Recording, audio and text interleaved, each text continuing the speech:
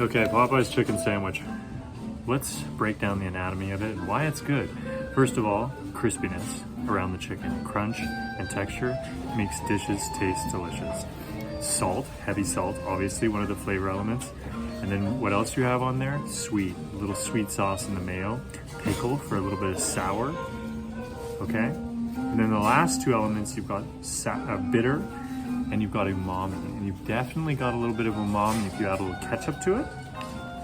And the final thing that's really, really sneaky about what makes a Popeye's chicken sandwich good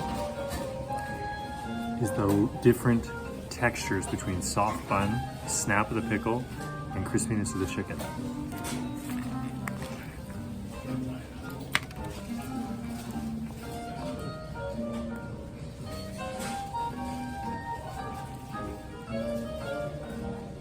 Very crispy. You can learn a lot about how to make your next dish taste good looking at this sandwich.